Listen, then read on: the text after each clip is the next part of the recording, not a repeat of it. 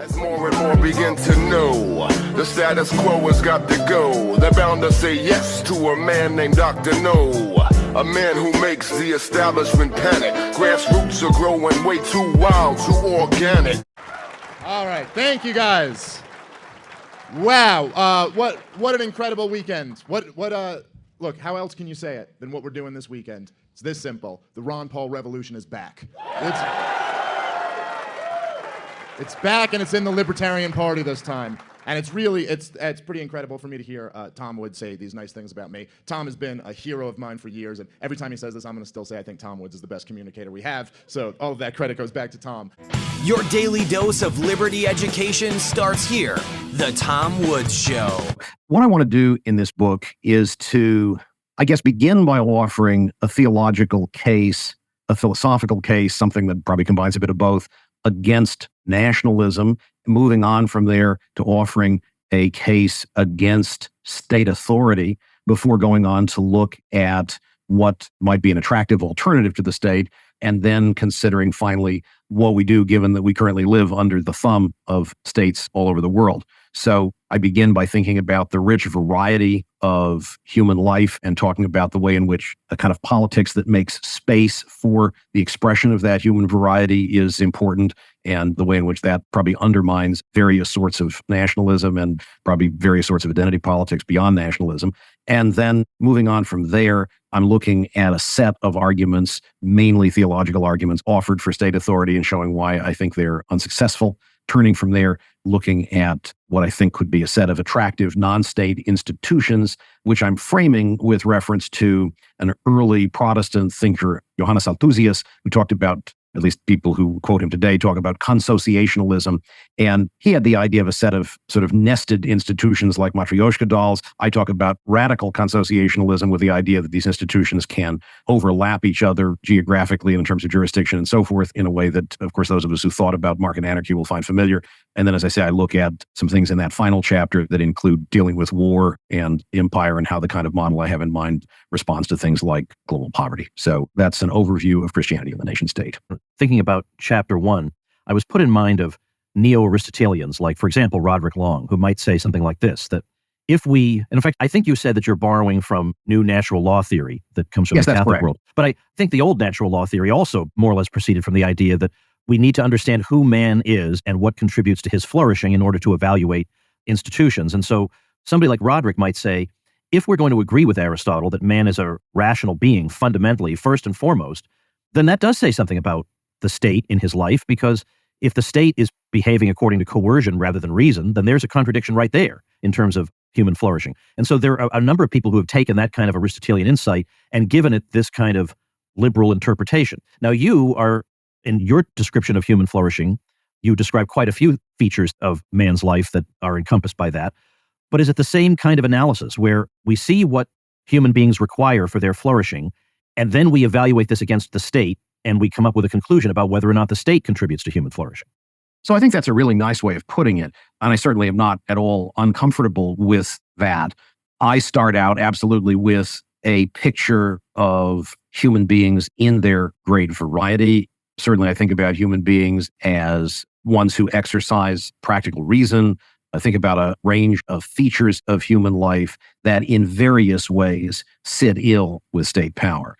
So I try to begin that case against the state in particular by showing why it's important that authority that involves the use of force be understood as legitimate only when it's grounded in consent. At least that there is at any rate a very strong presumption in favor of consent. And so I try to establish that in light of a number of features that I'd want to identify of human life. We, of course, know then that states don't pay much attention to their subjects' consent. Some of them try to talk about consent as legitimating, but we know that that doesn't really happen. And so then once we've established that there is this sort of presumption of illegitimacy, then we might think about whether states can somehow overcome that. Well, they don't do a good job insofar as they seem to engage in lots of counter-flourishing behaviors. They do things that undermine human well-being, that attack various goods. So that doesn't make their situation look any more promising. And then, of course, if we can think of credible alternatives to state power, then all the more reason why we shouldn't try to give them a pass. I think one of the reasons people are inclined to support the state is that they believe that it fosters the common good. Now, the common good is an expression that, as you know, is often very murky and imprecise and is used to cover a multitude of sins. We'll put it that way. Oh, true. I think in your book you have a much more precise definition of what constitutes the common good. So can you explain what that is and then how it can be carried out in a stateless fashion? Thanks, Tom. Yeah. So my sense is that the best way to think about the common good is in light of the question, what is it? What kind of good in any sort of social environment really could be thoroughly, unqualifiedly common? So there are lots of goods that many people value that show up in lots of individual lives and so forth. But when we talk about the common good, I think we do best when we think about the institutional framework that safeguards flourishing. I would put it something like that. So the idea here is then the network of norms and rules and adjudicatory institutions and rights protecting institutions that enable people to flourish. So we're not talking about institutions that take the place of people's exercise of their own judgment and try to, as it were, flourish on their behalf. But certainly the common good can be seen as the set of institutions that give people the space in order to flourish by engaging in peaceful voluntary cooperation with each other. And so that's what I think we ought to mean when we use the term. Obviously, people can use terms however they want to, and there are people who have, as you know, a very sort of murky sense of what they mean by the common good. They really often seem to mean just anything we'd like to see some state institution promote. But if we really want to ask what can be common to everybody, then a framework of rights and of institutions that protect those rights is a good candidate. And I guess I want to ask you, how do you respond to the old saying, you may not be interested in politics, but politics is interested in you? And so if you don't participate, then things are going to be done to you that you might have been able to prevent from happening.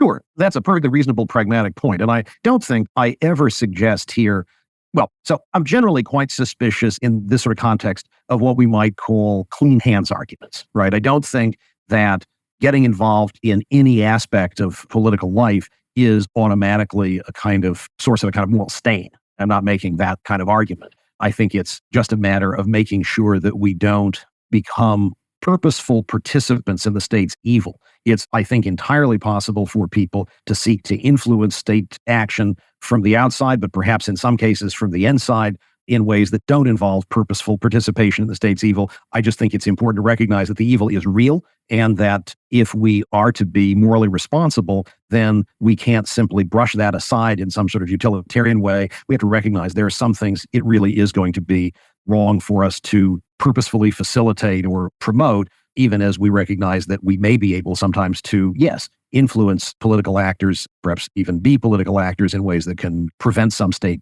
evils from happening. So I try to be nuanced. All right, so let me talk quickly about what it is that we're doing here, okay, and why I think this is so important. So what's going on in the country? What are the problems that we're facing? And as you guys in this room know, it's a lot more than the craziness that's been going on over the last 2 years. It's really like the craziness that's been going on over the last 120 years that we're dealing with, okay? That's culminated in the craziness of the last 2 years. So what's the big problem in America? Well, let's think about it. Okay, number one, progressives, okay? The main problem here is progressives, starting with the original progressive era, which gave us the income tax and the Federal Reserve and the military-industrial complex, starting with the First World War, the FBI, the three-letter agencies, and the New Deal. They gave us the warfare state and the welfare state and the central bank. But it's not completely hopeless, because to fight the progressives, we have the conservatives. And the conservatives only have one little problem, which is that they're a bunch of progressives. So if you can get past that, they're pretty good. So the conservatives in America all endorse the central bank and the warfare state and the welfare state and everything that was wrong with the original progressive era. Conservatives, at their best, are fighting for what progressives believed in 7 years ago. That's when they're at their absolute best. Conservatives are saying, like, hey, let's go back to Barack Obama. They're like progressives, let's say, I just came up with this, driving the speed limit, okay? And just right off the top of my head. But this is always, without a doubt, it fails. Ask anyone in the conservative movement today about Obamacare, and they'll start talking to you about how we have to, cover pre-existing conditions. Like, they can't even go back beyond just the most recent, and this is why they lose every single battle. What are conservatives doing even when they're fighting kind of the right battle? Like if okay, so we have the indoctrination in public schools, like the latest iteration of it, which I will admit is particularly troubling. But conservatives will stand up and they will say, no, sexual propagandizing of my child until the 4th grade. We're taking a stand here, all right? But why is it that they can never actually win? Because look at from the other flip side, what are they conceding? They're conceding that you can do it from 4th grade through 12th grade, and then through the universities as well. So conservatives never win because they're never attacking the root of the problem. What we stand for is attacking the root of the problem. We stand for repealing the entire progressive era. That's what our movement is about.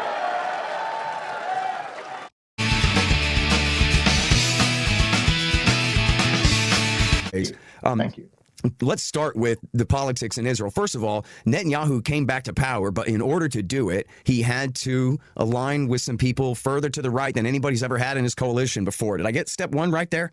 Yeah, I think that's a very fair statement of it. And people like to say, hey, Israeli governments have been right-wing and anti-Arab forever. True, true, true.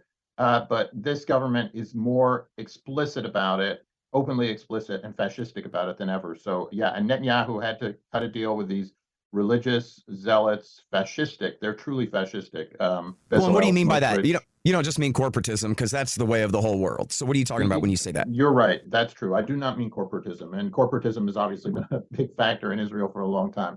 I'm talking about people who want to remove Arabs and Palestinians from the large areas of the West Bank, and move Jewish settlers in there, using force to do so. Israel's been doing this for a long time, of course, but they are more explicit about it than ever and saying this is Jewish land, God gave us this land, and we got to move you out, and any Palestinian seen with a gun, we're going to kill you. So when I say fascistic, I mean the degree of nationalism, of a racial character that has a brutal military component to it.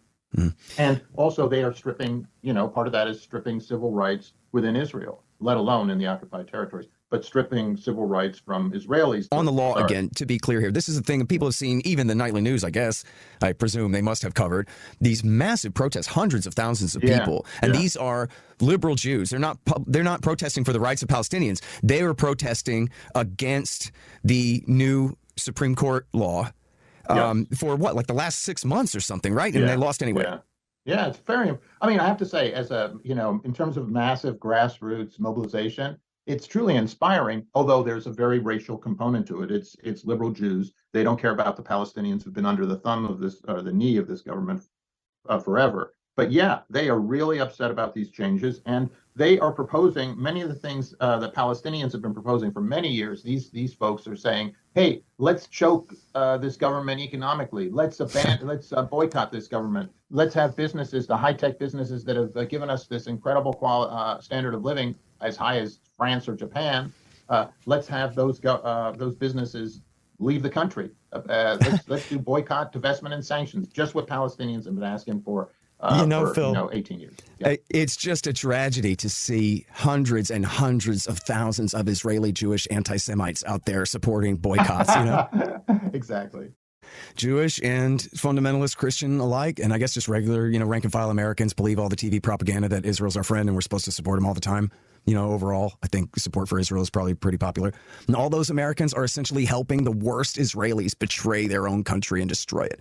They're painting them into a corner where look what they're becoming, right? How do you call it a Jewish democracy if half the population has no rights at all, and the population of the planet Earth instead refers to it as the apartheid state of Israel? It's like South Africa or Mississippi under Jim Crow or something like that. How long is that supposed to last?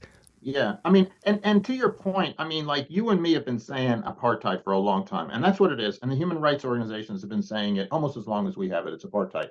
But that's where people should be in the United States. And God knows a lot of the young Americans, including a lot of young Democrats, absolutely believe what we say it's an apartheid, and what the human rights organizations have asserted by fact, documented out the yin yang, it's apartheid.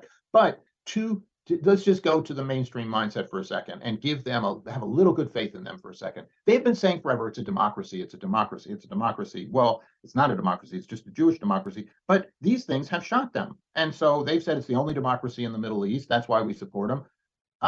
Maybe it's not the only democracy. Maybe it's not even a democracy. So I give them, I'm down with all the Zionist, centrist, and liberal Zionist organizations in as much as they are saying, they're being a little bit honest here. They're saying, we said it was a democracy. No, it was only for Jews, but we said it's democracy, and now they've kneecapped that the courts. It's not a democracy. And so, and some of them are even saying it hasn't been a democracy for all those Palestinians, the millions of, half the population is Palestinian. So I think, this is very helpful to any sense of justice in that conflict, that people are opening their eyes. And it's bad for Israel. That's the main thing. It's really bad for Israel's image in the United States that, as you say, it's on CNN, it's on NPR, and it's even on some of the nightly news broadcasts that this is, these are fascistic measures. The liberal Zionists are very concerned that that will be exposed, that the fiction of the two states will be exposed. And you have a cynical liberal Zionist like Tom Friedman saying, well, it was always a fiction, but it was a vital fiction that the Palestinians are going to get a state. What an a-hole, He said that, huh? Can you tell me what was the sentence before and after that exactly? What is he saying there? You should go, you're good at, you're a stickler for quotes, but he said it's a fiction. The Palestinian state was a fiction. And he said, in so many words, he said this was a vital fiction. Oh, he said it was in the shared interest of the United States and Israel that this fiction be purveyed to the world. Unbelievable. Well, I don't think it was. Yeah, it was in the Israel's interest, obviously, to purvey that fiction in the world. And by fiction, to be clear here, Phil, when he's saying fiction, he means a lie to the Palestinians. Yes, and to the world, a lie. Yes, a lie. He was saying, you're right. Your outrage is very appropriate here. Tom Friedman, who has a lot of power, was saying, yeah, this was a lie we told that we had to tell. So now you're telling us you always knew it was a lie, that there was going to be no Palestinian state. But the point is, he's very cynical about it. But even if you're not, it's hard not to be cynical about it, because anyone who knows, has been there, sees it's a lie. You see Palestinians living under apartheid with no rights, and their land is being taken out from under them. It's, as many South Africans have said, and I believe even Ban Ki-moon has said, it's worse than apartheid. Okay. So, well, maybe, I'm sorry, I know that I got to be careful. I forget who exactly, many people have said it's worse than apartheid. I don't know. Ban Ki-moon recently said it's apartheid. I don't know if he went that far. But Desmond Tutu did. Desmond Tutu said it was worse. There you are. Thank you. Worse, far worse. Okay. So anyone who's been there can see that there's not going to be a Palestinian state. But some of these liberal Zionists have been smoking something where they think there's going to be a Palestinian state, and that's vital to keeping a Jewish state. And let's just push for a two-state solution. And this government, what it's doing is destroying that hope. Now, we have an incredible opportunity in front of us right now, something we've never had before. We have, of course, this weekend, what we're doing, and this is just the truth of the matter, right? I don't think anyone could really argue it at this point after today. If everybody who showed up today shows up tomorrow, and I know you're all going to, if we all come in tomorrow, then it is a fact that Ron Paul libertarians have completely taken over the Libertarian Party.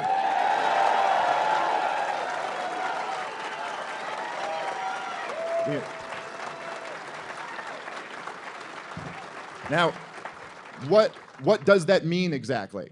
Well, there are essentially two big, powerful parties in America, and then there is a third option, which bears the name libertarian.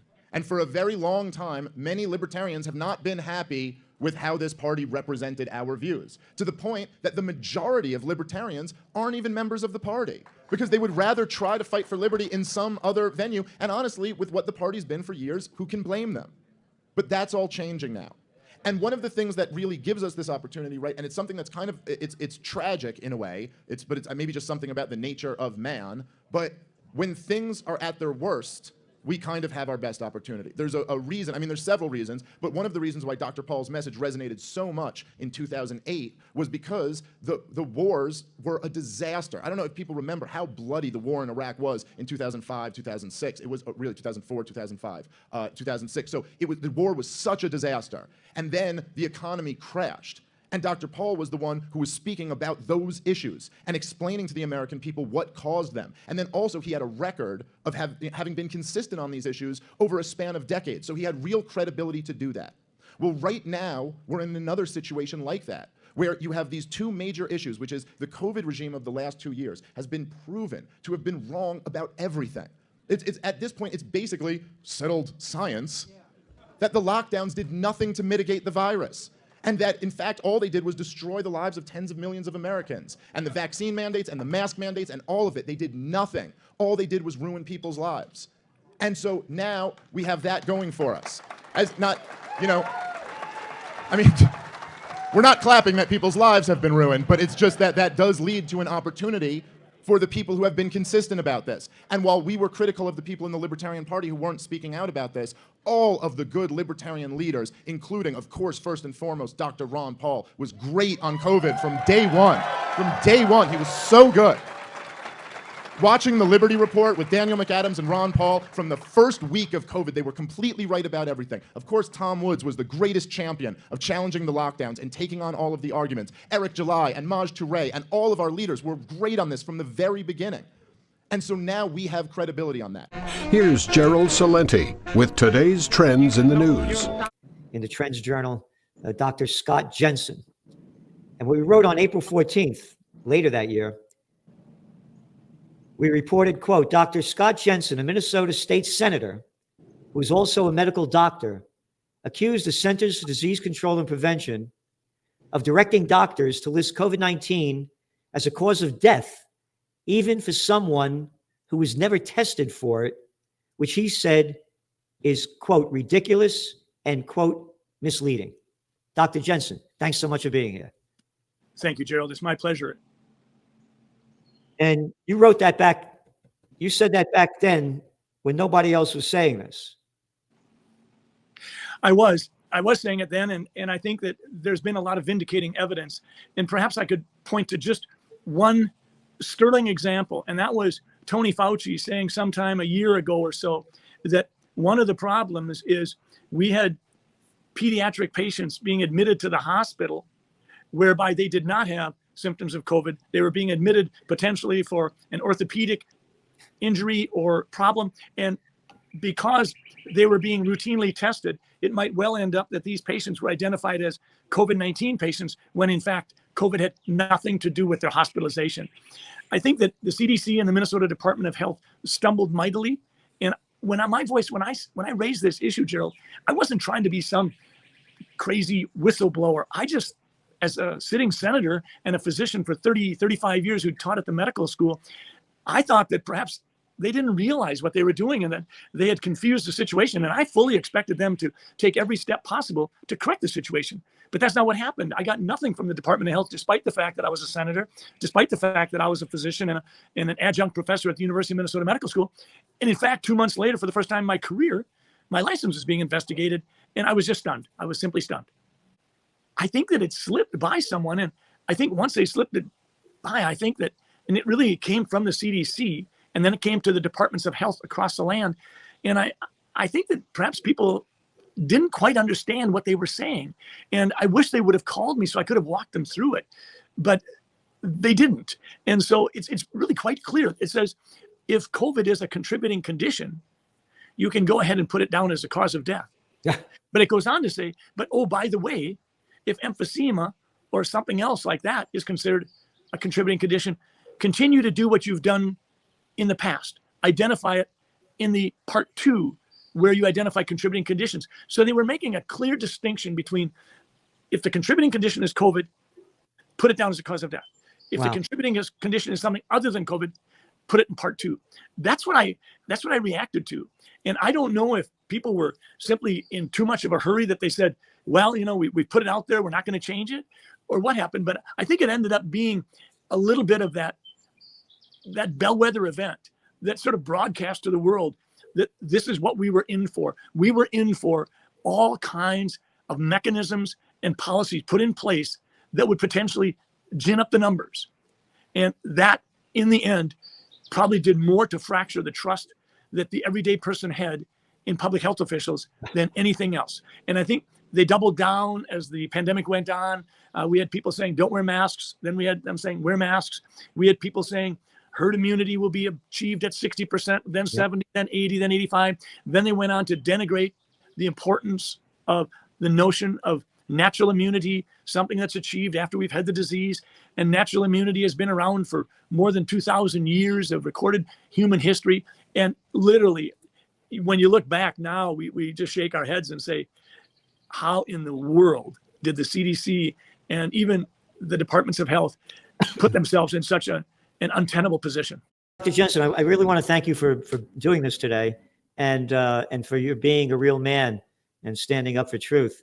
And any suggestions that you might let us know about that we could pass on? Probably several. First off, if there's one thing I really learned during this pandemic, Gerald, that might have taken me by surprise, is I would say this: the people who were most spot on and demonstrated in many situations brilliant insights did not have letters after their name. They weren't necessarily MDs or PhDs. They were people who were inquisitive, engaged, and did their homework. So that was one of the take-home conclusions for me. The second thing I would say is the modeling, which was done at the front end of the COVID pandemic, proved to be, in most situations, horrifically wrong and seemed to do nothing other than gin up the fear. The third thing is we had 20 years of data indicating that cotton and surgical masks would not prevent a person from being able to get COVID-19. And so for that data to be thrown out the window in place of sort of a fear-mongering tactic was remarkably disappointing. And the last thing I would point out is we utilized a testing system that literally, through its design of cycling 40 to 45 times, was going to give us a tremendous number of false positives. The New York Times wrote about this. The New York Times had an article where they talked about the fact that in one segment of the population that it identified as COVID-19, it was likely that over 80% of those were false positives. So I think whether you're looking at the modeling, whether you're looking at the masks, or whether you're looking at the testing, in each of those situations, we strayed so far off the mark that we cannot do this again. We have to be better.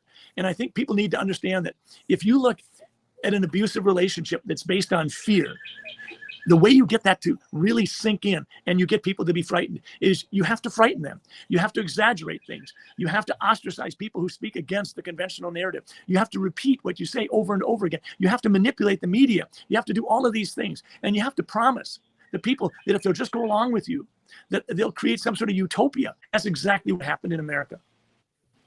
No, you're spot on.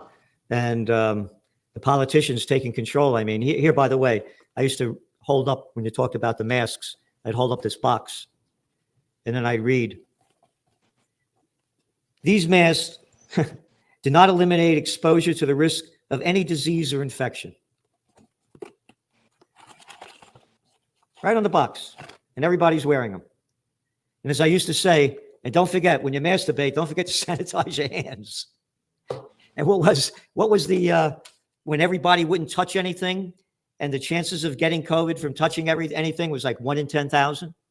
How about stand 6 feet apart and everybody drawing circles, because the wind blows exactly in 6 feet straight lines. It doesn't go around, doesn't go up and down. And when you go in a restaurant, make sure you wear that mask. But when you sit down, you can take it off because COVID knows when you're sitting down and eating, and it's not going to bother you. Just like when you get on that airplane, you better wear that mask. But when you're eating and drinking and you got people sitting all around you, it's okay to take it off because COVID knows when you're eating and drinking, it's not going to bother you. What I'm saying is the imbecilic laws that they made up and what you were just saying about the abusiveness. And that's exactly what happened. I mean, there was no scientific fact to any of, you go into a store and they had a plastic shield in front of the cashier. The wind didn't go behind them, didn't go under it. It just stopped right at that. I mean, this is like you're in the third grade. Now, the other major crisis that's really facing the country right now is inflation. And everybody is feeling it now. And basically, no one ever talks about inflation until it gets to this level, except us.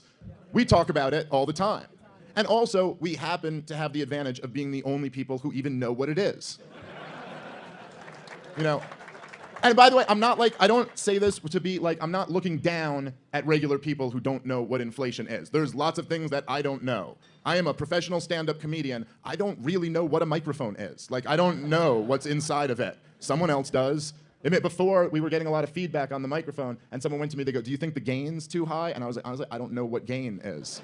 I have no idea. I'm just saying there's lots of things that I don't know too. But regular people don't know about this the way we do. See, most people think that inflation means prices of things are going up. But that's not what inflation is. Inflation is the creation of money. It's more money and credit in the system, more money chasing the same amount of goods. So we're the ones who actually understand what's causing this, and no one else is talking about it. It's the Federal Reserve and fiat currency. This is our opportunity.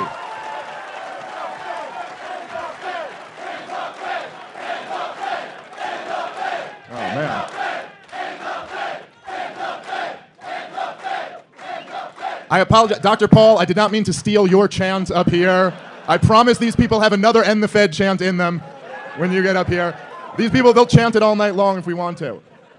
But this is the opportunity that we have right now. There are these crises that are facing the American people. Everybody is waking up to the reality that this system is spinning out of control. I remember back in, it was in the 2008 presidential debates, or maybe it was in the 2012 ones, I can't remember, I've seen all of them. But someone asked Dr. Paul about immigration, and they asked him at one point, they said, well, would you support, building a wall? And Dr. Paul said, I don't know about that. And he said, that wall could be used to keep us in. And at the time, I think to a lot of people that seemed like, well, that's a little bit out there. I mean, the government telling you can't leave? Now, who after the last 2 years thinks that's such a crazy idea, that the government might do that? So people are more open to this message now than ever before, and we also have the opportunity with the internet and huge podcasts and huge platforms to talk to more people than we've ever been able to before. This is a big opportunity, and now we also will have the third party that bears the name libertarian saying the things exactly the way we think they should be said, giving the real, authentic libertarian message, the Misesian, Rothbardian, Ron Paulian message that we all love so much. That's where this is a home for that now.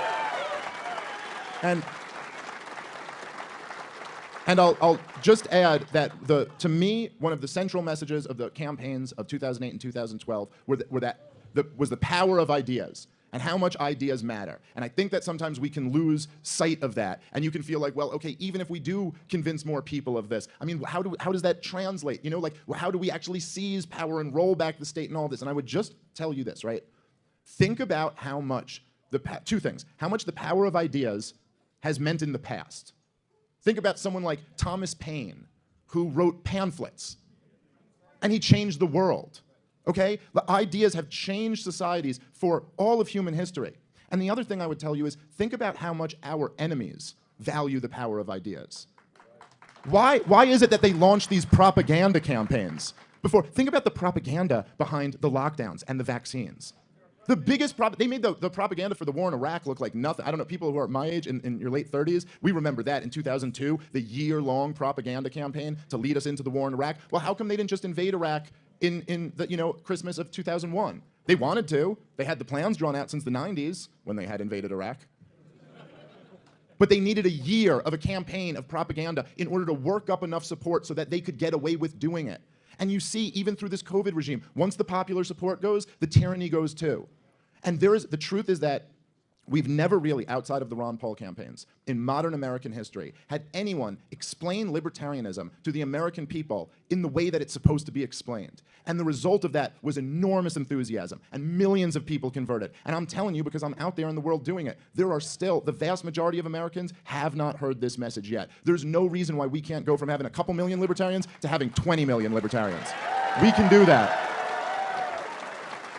And in fact, I'll tell you, we're going to do that. We're going to do this. So get ready. And I don't know, as Tom stole Scott's job, I'm also going to steal Scott's job and introduce our final speaker, which really, I don't know, everyone who knows me knows what an honor this is to introduce your final speaker to the night. And I don't know what else I can say because I've basically spent the last decade of my career saying all the nice things that I could say. But I will always, for the rest of my life, be indebted to this man for introducing me to these ideas that changed my life. They're the most beautiful and noble ideas in the history of political philosophy, and he introduced them to so many of us. He really is the reason why we have all of this energy here today. Ladies and gentlemen, please clap your hands for Dr. Ron Paul.